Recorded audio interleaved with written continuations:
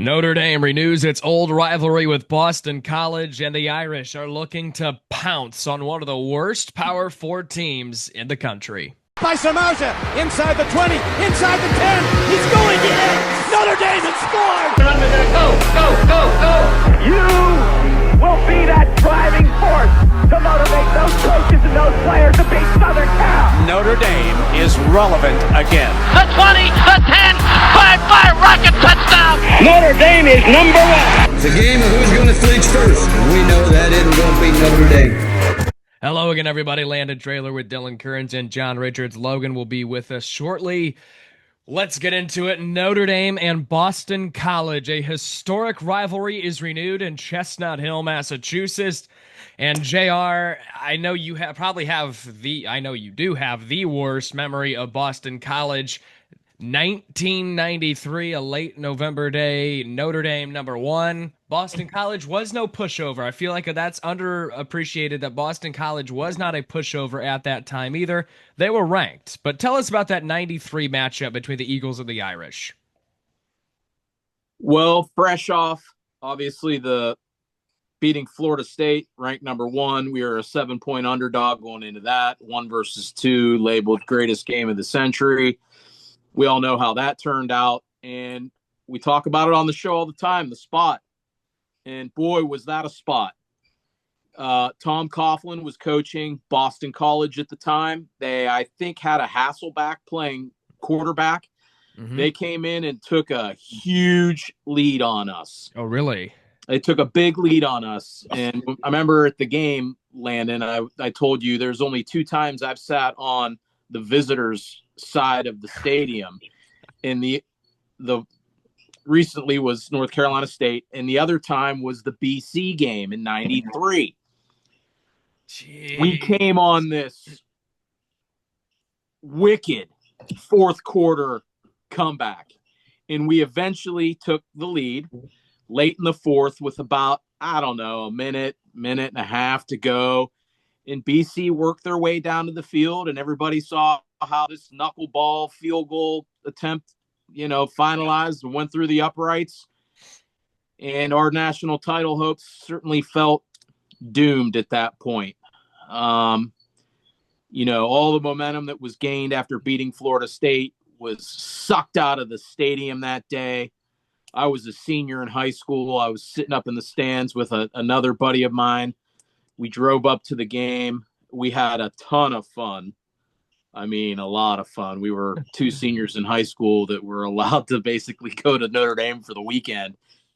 And credit to Boston College, they were no pushover. They were a very good team, obviously, and they got to celebrate on our field. And, that kind of kick-started the rivalry. They had played, a few times before that. They met in a bowl game. Mm-hmm. But certainly that put the stamp on this game and this rivalry. Was that one of the few times that Lou had a letdown spot entering his home spot? Yeah, I think so. Yeah, come to think of it, you're probably right on that. After a win like that, for sure. I'm not sure who we played after we beat Miami in 88. There's been some Michigan games where we followed up with Michigan State, but we handled those games usually all the time too. That's a good point. I think might be the only time, Landon. And unfortunately, it really started at what I think. You look at that game, it started a lot of issues because 5 years later, Lou is gone. After that. And so that you could look at that game and say, maybe that started the conflict with Notre Dame and Lou Holtz. Obviously, Lou left on his own terms, but got into it with the university. That's a known fact. So perhaps there's something in there that started a little bit of a downfall, but I still think Lou's great. Yeah, and rightfully so, even though we did lose that game. We went on to the Cotton Bowl. We drilled A&M, who I think was ranked in the top 5 or 6. Florida State, who'd they play? Nebraska, I think, in the Orange Bowl, and they gave it to Bobby. They felt sympathetic to his never winning a national championship. Lou had just won one in 88, and the rest is history.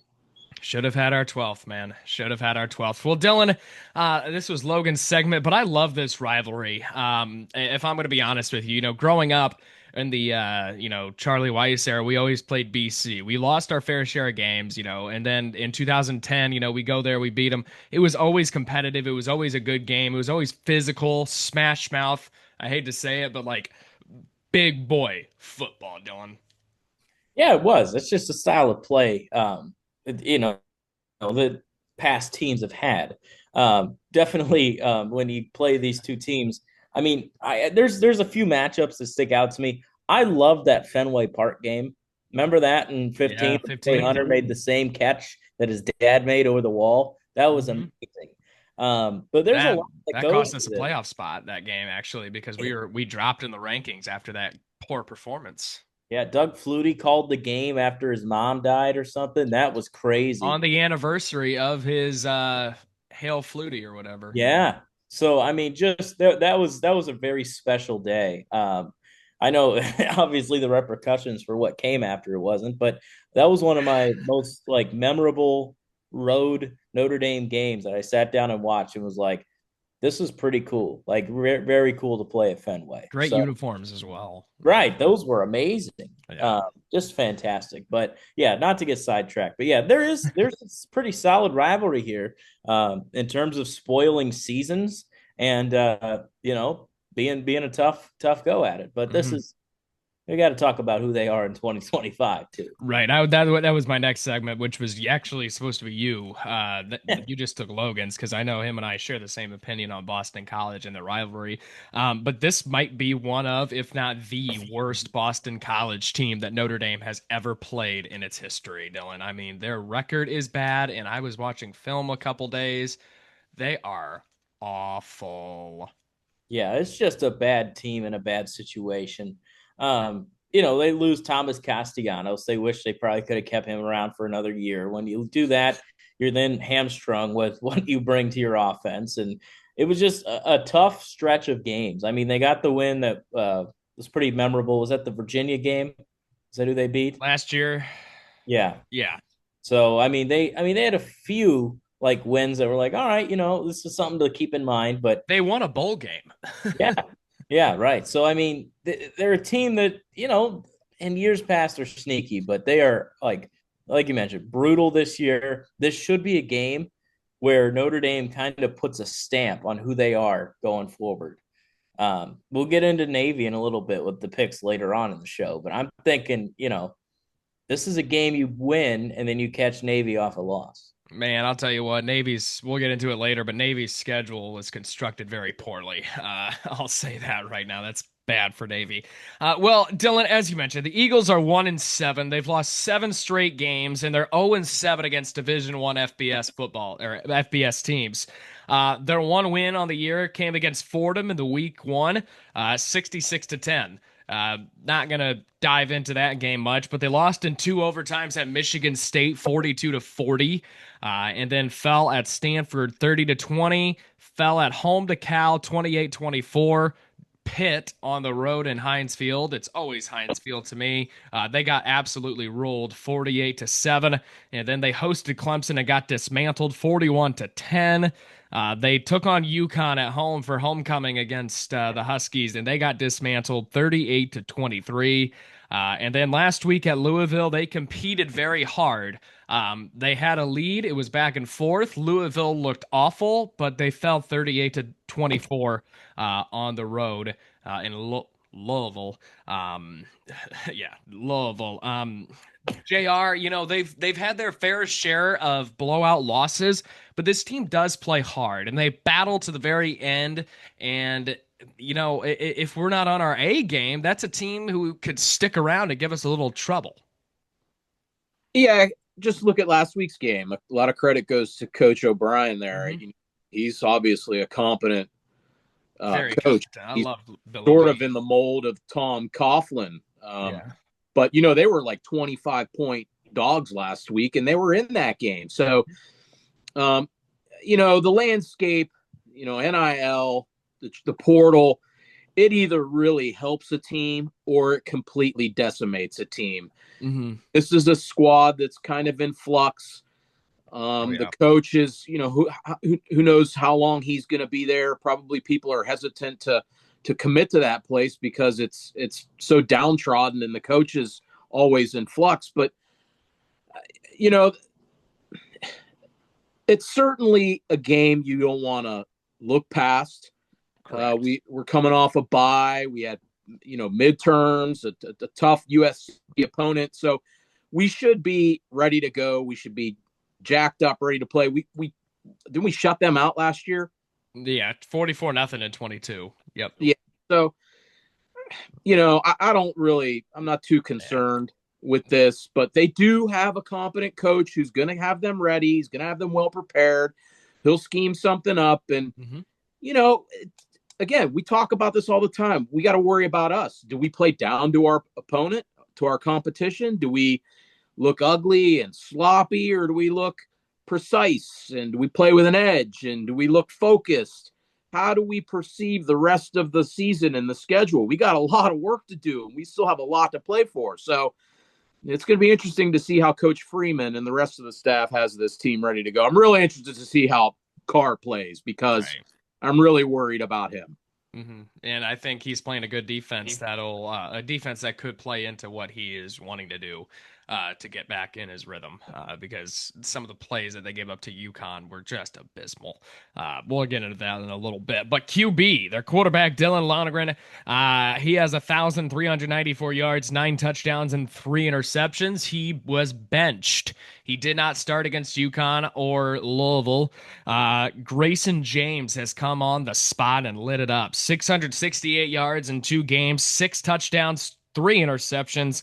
And last week at Louisville, he had 3 touchdowns of his own. He's a hell of a runner. If we don't get home and we allow him to scramble out of the pocket, he is going to be a thorn in our ass all night long. I'll tell you that, Dylan, because this guy's ability to get out of the pocket and make a play on his feet is amazing. He's a good quarterback. Wouldn't be surprised if he transfers. Now he's young. He makes some mistakes. However, if we don't get home, he could hurt us on the defensive side of the ball.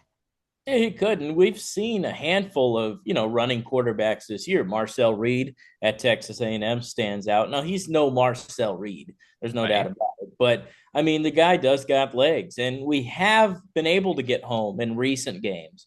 But, we struggled with letting Mayav out of the pocket a little bit last week, or 2 weeks ago, rather. And letting him escape and make plays. That's what I'm concerned about. It's not necessarily gashing you with the runs because you can put a spy on that. But if you get outside the pocket and you look downfield and you can extend a play, those are chain movers. And that could be a problem. You get the defense moving laterally with us playing in our zones. You never know. When a quarterback has more time to throw, that's really where he can hit those targets wide open. So I think the legs are definitely a factor, but I still think at the end of the day, I go back to it. It's Boston College. And this Notre Dame defense is a hell of a lot better than what they got. I know. Just doing my job here. Yeah. Their run game is putrid. I will say their run game is very, very bad. Among the worst in the country. There's Logan joining in here. Turbo Richard is their running back, 431 yards and 5 touchdowns. 431 yards the entire year.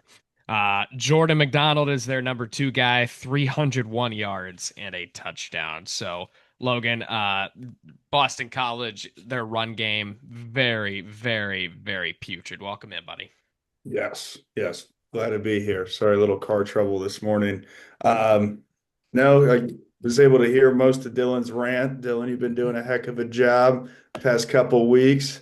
So shout out to you, cuz. But one thing he did say that, I agree with that, don't look at the record. It's Boston College at the end of the day. And, I'd listened in on Bill O'Brien's press conference yesterday, and, they struggle defensively for sure, especially in the run game. So instead of trying to be cute, as we've done in the past, let's put it to them early. And play to our strengths rather than kind of give them some mercy and give them some confidence if they're able to stay in the game with us. So, take care of them early. Don't let them hang around and do your job. Stay healthy. But that would be my go-to. Yeah, and Logan, I want to go back to this segment of the opener. Dylan kind of took it, but I love this rivalry. It's one of my favorites that Notre Dame has played, throughout our childhood. It's physical. Yes. It's always a tight game. It's always one of those games you look at like, oh, scares you. So just talk about the rivalry and us growing up with it. Yeah, I loved it because, obviously we are still NBC heavy, but usually when we played Boston College at their place, it was one of the maybe one of two or one of three games that we were able to be on ESPN. So I don't know why. I just always thought it was cooler to be on ESPN. So I think that it's a rich rivalry. I think both schools have a ton of respect for each other. Um, both schools have a hell of a hockey program. So Yeah. growing up watching that, so I think that it's something that means a little more to both schools. And, Mhm. going to Boston College, if you look at their ticket prices, Whew, you it's can go to ridiculous. Boston College games for $13. And when Notre Dame comes to town, I was looking this morning, the lowest ticket right now is 313. So, Yeah. I think that, that speaks volumes to, what this rivalry means to so many people on both, with both fan bases. So it's exciting. I don't know, where they went wrong. It kind of feels like Stanford in a way. Obviously, I don't think BC was ever at the level Stanford was, but, Mhm. hoping they get back on track here. Yeah, I think a sneaky good BC team is good for college football. One of those teams who can Hmm. just pull off an upset in any given week. Back to their personnel, their wide receiver group. Lewis Bond is among the best in college football, top six actually. This season, he has 547 yards and a touchdown. He's top five all time in Boston College. Reed Harris is their number two guy, 390 yards and the three touchdowns this year. Their tight end group, man. Oh, this Chudzinski guy, he is amazing. He tore up Louisville. I mean, just absolute 216 yards on the year. He got the majority of them last week at Louisville. Scored three touchdowns as well. Jeremiah Franklin's their number one tight end, might be number two now, with 321 yards and two touchdowns. Listen, we're not going to sugarcoat it. They average 27 points per game. They're 43 of 108 on third down. 269 pass yards per game, just 102 rush yards per game, seven fumbles on the year, and a -5 turnover ratio. JR, offensively, I think they are among, if not the worst team we've played all year. Time to pounce on them defensively. Like, this could be a good game defensively to really figure it out. Yeah, they got a lot of problems. They're going to throw everything they got at us. Going to be super disciplined. Um, one of my keys, and this goes back to what I said at A&M, is our pocket integrity. You got to keep your rush lanes disciplined. You got to keep that guy in the pocket. What do you want to get beat by him throwing it or him running it? I think we know the answer to that. We're still a little bit banged up. Mm-hmm. We're still giving up some big plays here and there. I'll tell you one thing. I'd like to come up with an all-name team, the all-opponent name team. Hollywood Smothers, Turbo Toy Time. Boy, we've got some opponents with some good names on their teams. Nitro from Purdue. Yeah, Nitro. I mean, boy, Lemon. like Dick Vitale would love to call some of Notre Dame games. There goes Turbo Dick. But either way, let's get after it. Let's cause a lot of havoc. Let's create a lot of turnovers. And, one way to ensure our spot in the 12, the college football 12, is to have a dominating performance, a dominating victory, and show everybody that even with two losses, we belong because point blank, we are one of the best teams in the country still. Flat, can't be denied. And if you play that way, they can't keep you out. If you let them hang around, and at the end of Saturday night, everybody's going to say, "Oh, Notre Dame, they struggled with a crappy BC team. Look at all these SEC schools." No, no, no, no, no, no, no, no, no, no. Go in there, take care of business, get in, get out, on to the next. Navy. Yeah, shalom.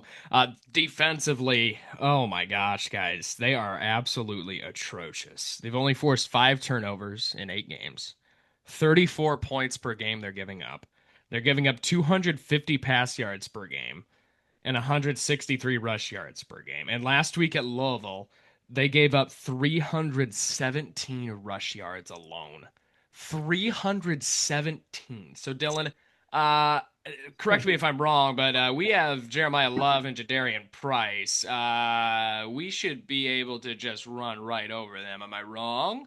No, you're not wrong. This is accurate. You could play Wildcat the whole time and gain your Oh, yards. please, God, no. Oh, come Please, on. God, Denbrock no. would love it. They might. Yeah, he might.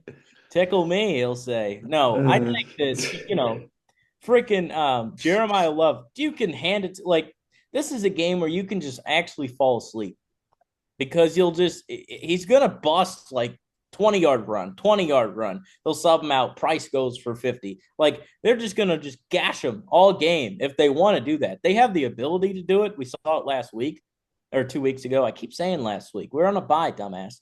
But no, like, USC, we just ran it down their throats, and they had an average run defense. It wasn't as bad as BC. Mm-hmm. Like, they can really do what they want against them. I think they're going to try to work play action and try to get confidence in our quarterback again after he was a little frazzled.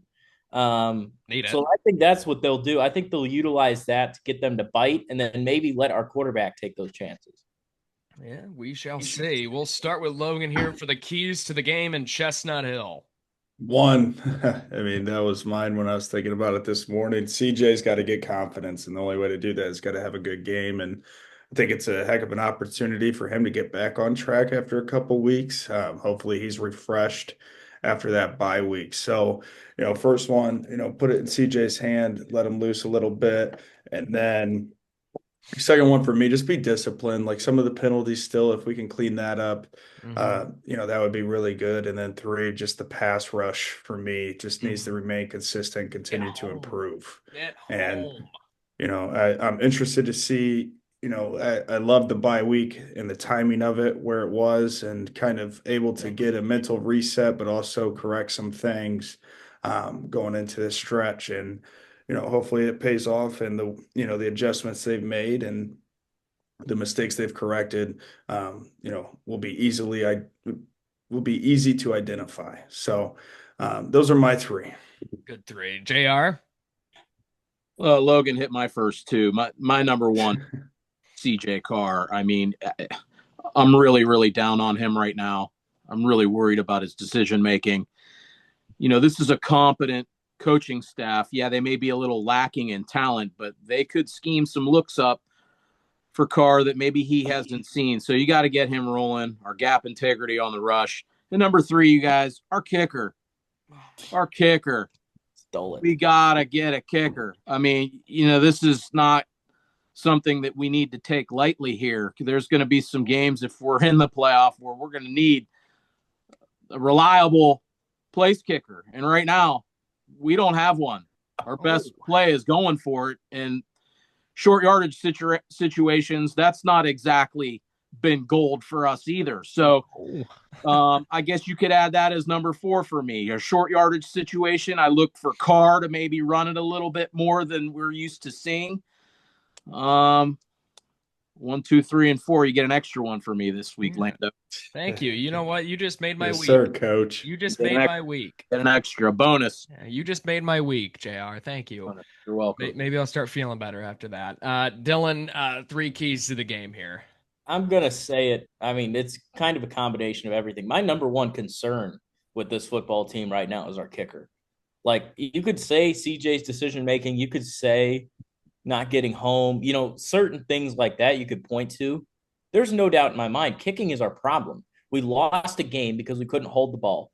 That's not the main reason, but it's one of them.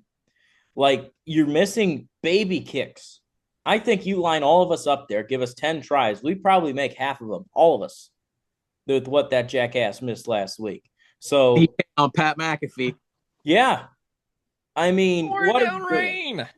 Yeah. Okay. Well, you got to kick. Number 1. If it ain't him, get him off the team. Send him back to school. Send him wherever he's from. Get out of here. Try something new. Okay. Number 2 is the quarterback. You guys hit the nail on the head with CJ Carr. He is starting to show some concerns in big games. This ain't a big game, so show us that you're a damn good quarterback that we recruited. That's a freshman that's getting his first action this year.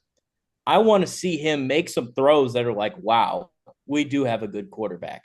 Make us less concerned after your performance this week. And number 3, most importantly, it's Boston College. Stay healthy. You can't afford a big injury in this game. You're hitting the stride this time of the year, couple games left, getting to playoff time, God willing.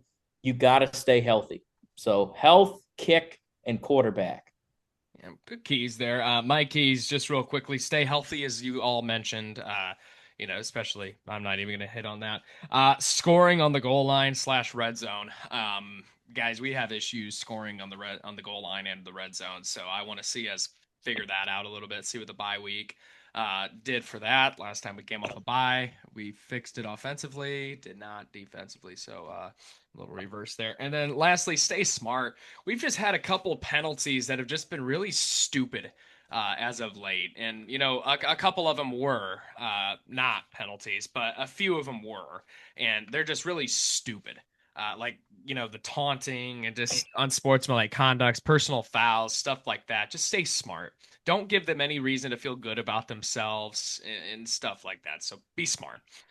So that does it. In the Holy War, Notre Dame leads the all-time series 17-9. Their last meeting was in 2022. It was a 44-0 win for the Irish in the snow. I mean, that was a wild, wicked, cold game. Started snowing at the end of the second quarter. When they came back out, the field was covered. It was cold. Logan, we had to stop on the way home. It was brutal. Brutal I game. stayed the night at the casino. Yeah, Remember brutal. that? Yeah, that was my first time driving home from Notre Dame. It was snowing, and Bob throws me the keys, says, "You're driving." I was like, "What?" He's like, "You got to learn sometime. You got to learn sometime, son." Bob, Just tosses me the keys. "You're driving." What? fun for you. Yeah, he said, "You got to learn sometime, son." So the last meeting at Boston College was in 2020. It was a 45-31 win for Notre Dame. And the last Boston College win was a 17-0 victory for Boston College in 2008. It was also their last win at home against the Irish. All time, Notre Dame is 6-4 at Boston College. They're always ready to go against Notre Dame. I will say they are always ready to go. Last meeting at full capacity at Boston College was a 49-20 Notre Dame victory in 2017. Obviously, 2020 had no fans, so just a few nuggets in history for you. Week 10 picks, the standings. Logan slipped up a little bit last week. He is 165-46. In second place is JR, 160-51. Third place, myself, 155-56. And in last place, Dylan hanging around with me, 153-58. With that being said, it is time for the Brian Koberger Prison Inmate Game of the Week. North Carolina at Syracuse. Friday night, 7:30 on ESPN. You got Bill Belichick, who's looking for his first D1 win against Syracuse, who's, I feel bad for him, down to the dumps. We'll start with Logan. Yeah, I'm going to take Syracuse at home in this one. Ooh. Yeah, they're favored. Yeah, by 2.5. Yep. Yeah. The Hoodie, they've been playing well the last couple of weeks. They maybe should have had 2 wins, but they played Virginia tough. They kind of fumbled the ball away against Cal. Had a chance to beat Virginia last week. Yeah, they did. They went for the win there. Syracuse, boy, they are bad without it. Give me the Tar Heels. I'm going to try and make a little ground up here. Ooh. And yeah, that new quarterback sucks for the Orange. Yeah, give me Billy Hoodie. Yeah, I'm going with the Hoodie as well. Give me Lone North Ranger. Carolina. Yeah, Lone Ranger to start it off. Guys, that could burn us all. Here's a sneaky good game of the ACC. Duke at Clemson, 12 p.m. on the ACC network. Oh, this is sneaky, but give me Clemson at home. Same. Yeah, Dabo's been playing better. Go ahead and give me Clemson. All right, I guess I'm the Lone Ranger. Give me Duke in Two? this ball game. Give me Duke. I'll take Manny Diaz defense over BYOGDABO. ABCDEFG. Navy at North Texas, noon on ESPN2. A massive game in the American. Navy undefeated, North Texas 7-1. I like Navy, but give me North Texas at home. It's a head nod pick. Yeah, we need Navy, but tough sled. Yeah. North Texas. Yeah, Man, this got up to 6.5. they're Yeah, gonna kick their ass. I got North Texas as well, unfortunately, but hey, shalom. Arizona State at Iowa State, 1 p.m. on TNT. Man, this is a big game in terms of the Big 12, which seems to be evening itself out, but they just keep beating themselves out of a playoff spot each week. This isn't really implications, but it's a good game. Yep. Iowa State at home. These teams are both schizo. Yes. Give me Iowa State at home. Ooh, Line 7, DK. yeah, I see it. 7.5 on ESPN. Look who's got the lines this week. Always got them pulled up. Not Give me you, the they are. Oh, yeah, Jay. You got the Cyclones? Yeah, I'll take the Cyclones. Yeah, Campbell's name has been being thrown around a lot for some job openings around college football. I'm going with Iowa State at home, though. Number 25, Memphis at Rice, Friday night, 7 p.m. on ESPN 2. Anybody have any objections? The line is 13.5. Going once, going twice, and I am sold on the Tigers. Penn State at number 1, Ohio State, 12 p.m. on Fox.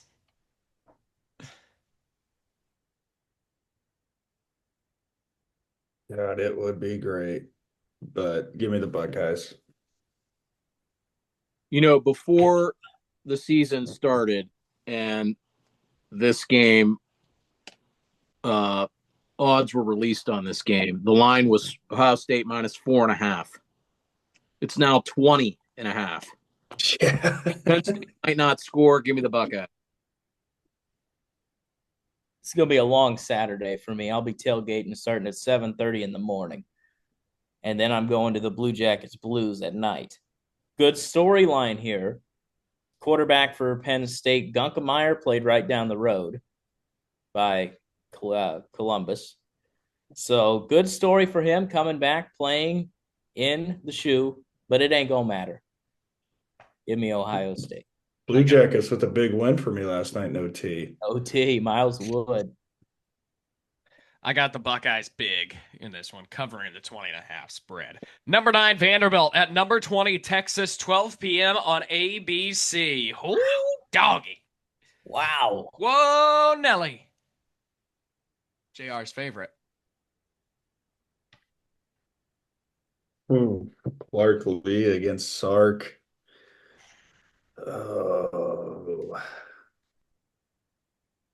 Do it. I'm going Vandy. Oh, that's not what I meant. Some of these schedules these teams have are absolutely brutal. Vanderbilt coming off of Bama, Missouri. Now they go to Texas. LSU, too. Yeah, love Pavia, but not going to happen. Give me Texas. Steers and queers this week, boys. Wow.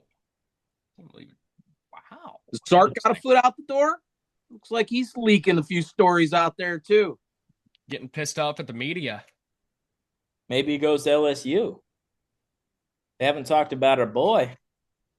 Give me Vanderbilt on the road to take down Manning and Sark. Yeah, look who's the Lone Ranger here. I was on Vandy.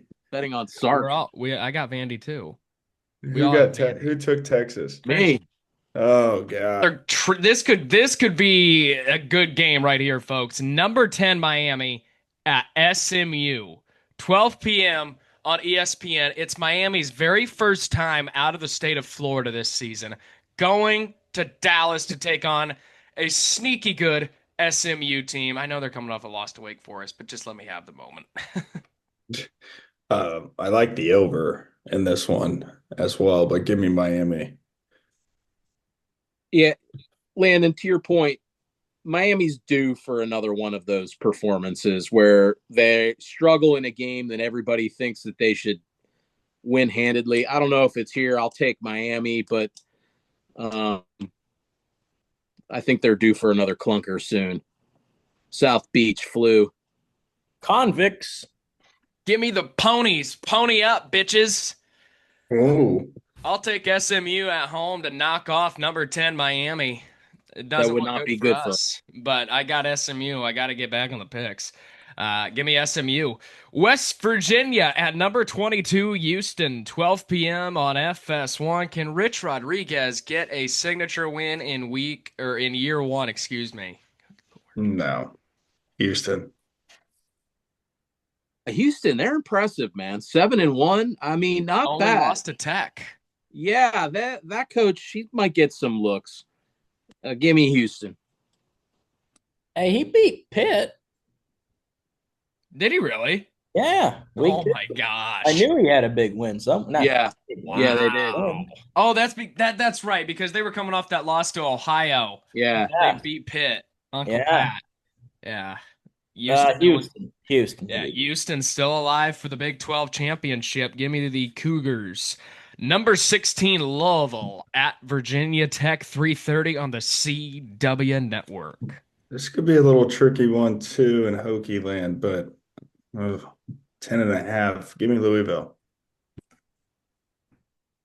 Tech, they're still playing hard. They won a game recently. I didn't think they were going to win. And Upset Cal last week. Cal, yeah, knocked them out of the ACC. Yeah, two schools. Interesting. Tech, they need a coach. Louisville, can they keep their coach? I'll take Louisville. Yeah, give me the Cardinals. Shout out Tyler Shuck starting his first NFL game this week. Wow. Give me Louisville. Number 5, Georgia versus Florida, 3:30 p.m. on ABC in Jacksonville, Dylan Kearns land. Georgia. Yeah, does Florida get the Billy Napier firing bump, the interim bump? Yeah. I'll go Georgia here. Watch out for that, though. That's always a real thing. Game's always weird. Is this where's this at? Jacksonville. Always neutral. World's largest cocktail party. Yep. Dylan? This fun fact, probably the last time it'll be played in that stadium. Tearing it down for the new one. I will take Georgia. Interesting. Maybe they should just move to London. The Jags should. Yeah, no one laughed. Give me Georgia in this one.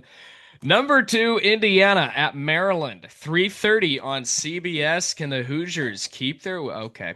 Number 13, Texas Tech at Kansas State, 3:30 on Fox.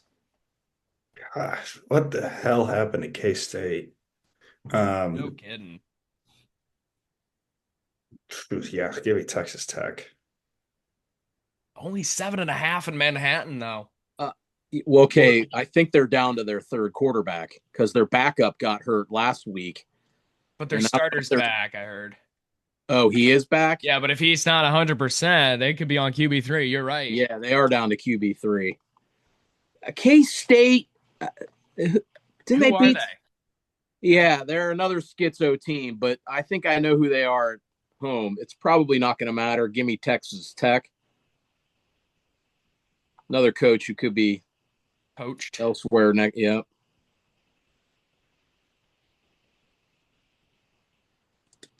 You're after JR every time there, Bob. I know, I'm thinking. I'll take the Red Raiders. K-State could win this game.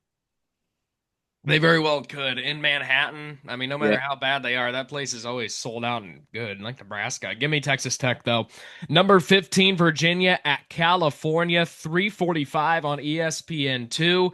Man, dude, Cal was still in the running for the ACC last week and had a letdown at Vatech.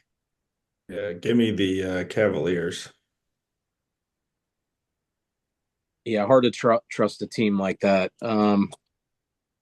Give me UVA. Long flight, fellas. Virginia It is. all the way to Cal. 3:30, they'll be or 3:45. That'll be, a start time that's familiar to the West Coast, a little noon action out there. Go ahead and give me Cal in the upset. Oh man, I'm going Cal as well. Cal Berkeley. Uh, like them in this spot. South Carolina at number 7, Ole Miss, 7 p.m. on ESPN. Okay. Is he get fired? Does he get fired? Yeah. They should have won last week. Yeah, but they didn't because he sucked. What do you think? Everybody, you think Beamer ball's done in Columbia? 100%. I mean, this was his year with expectations. Listen, I don't know if this is the year I want to be firing a coach and trying to hire a new coach with all the schools out there. I mean, college football has gotten insane. I'd almost rather coach in college than I would the pros, just with the buyouts. And I mean, people are out of control right now. Mm-hmm. This governor at LSU, I mean, say what you want about Brian Kelly and the job he did down there, but, when the governor's dipping into the football team, that's. Guys, I read an article yesterday. The same AD who hired and fired Jimbo Fisher with his buyout is the same one who hired and fired Brian Kelly with his buyout. Yeah. Interesting. How is he still employed is what I want to know. Nonetheless, here's another head nod pick. Purdue at number 21, Michigan, 7 p.m. on the Big Ten Network. You know what? I'm not going to rant. The AP poll is such a joke. How do you have Michigan over USC when USC beat the shit out of Michigan just a matter of 3 weeks ago? So I cannot wait for the first college football playoff rankings to come out. Fix it a little bit, hopefully. Number 8, Georgia Tech at NC State, 7:30 on ESPN2. Georgia Tech has been playing down to their competition for the last couple weeks. Only 5.5 here in Raleigh. Give me Ja Tech. Yeah, they're going to slip up sooner or later. I'll stick with Georgia Tech. See, that's what I keep saying, and then they keep winning. Give me the Yellow Jackets. I got Georgia Tech here as well on the road. Number 18, Oklahoma at number 14, Tennessee, 7:30 on ABC. Here's another team that I just don't know what they're doing in the AP poll. Number 14, Tennessee, man. Tennessee. Mobilehoma, another school that might be looking for a coach. Yeah. Give me Tennessee. Both 6-2, kind of an important game. Yeah, and in Rocky Top, that's tough. Give me Tennessee. And Tennessee is wearing their Halloween blackout jerseys. That place is going to be rocking. Give me Tennessee. Number 23, USC at Nebraska, 7:30 on NBC. Nebraska debuting their all-black uniforms in the first ever blackout in Memorial Stadium in Lincoln. USC.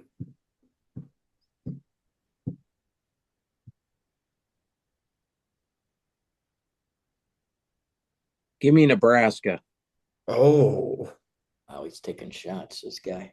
He's done. If he loses on the road in Nebraska, he is done. You think they fold? Oh.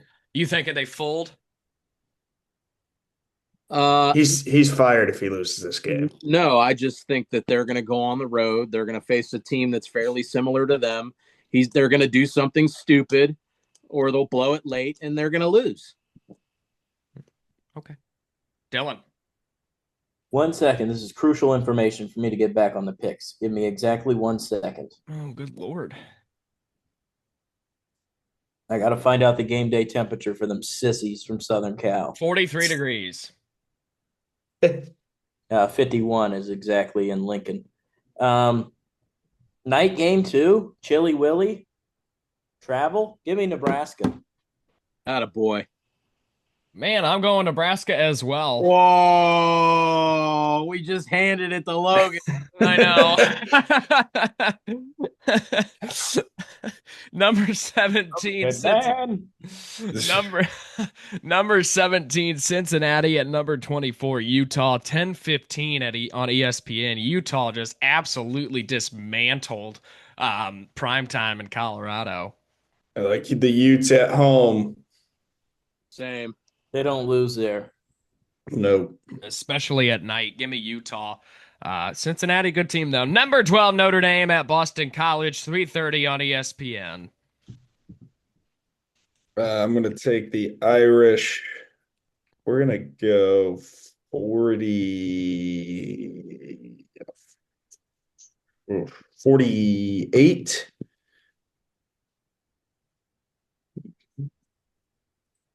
Missed extra point. To we're going to go 48-3. Go ahead. Yeah, one of my favorite Notre Dame BC games was I think it was the Bob Davie era, maybe 99-ish, when it was like 4th and goal on the 1 and Deke Cooper came through and just blasted their run back and sealed the game. Give me Notre Dame 45-9. Safety. Go ahead there, Dylan. 3 field goals. Yeah, I know. I'll take Notre Dame 57-0. Oh, You called a shutout last week. It did not happen. Let's see if it happens this time. I didn't call that shutout last week to USC. You called a shutout some point this year. I know that. I threw away the notebook already. I got the Irish. Logan, I hate you. 48-6 is my final score. You can't even. I do mine on Tuesday. Buddy must have snuck in my room and looked at my picks last night while I was at work. So give the Irish 48-6. Hey, be sure to like and subscribe to the Golden Domers Report because we got loads of content coming. We got previews, we've got recaps, we got basketball, we've got football. A lot of stuff coming to the Golden Domers Report. You're not going to want to miss out, folks. So we will see you on Friday for Long Island University, Brooklyn men's basketball preview. Dylan and I will be there. And then My nephew goes to Long Island. Well, there you go. Brooklyn? Yes. The Sharks. Yeah. Okay. Well, there you go. Logan says L. We do have that one loss every year to a random school. Last year was Elon. The year before that was Citadel. So football-wise, we are back on Monday to recap Boston College. With that being said, we will see you all later. Have a wonderful weekend, and go Irish.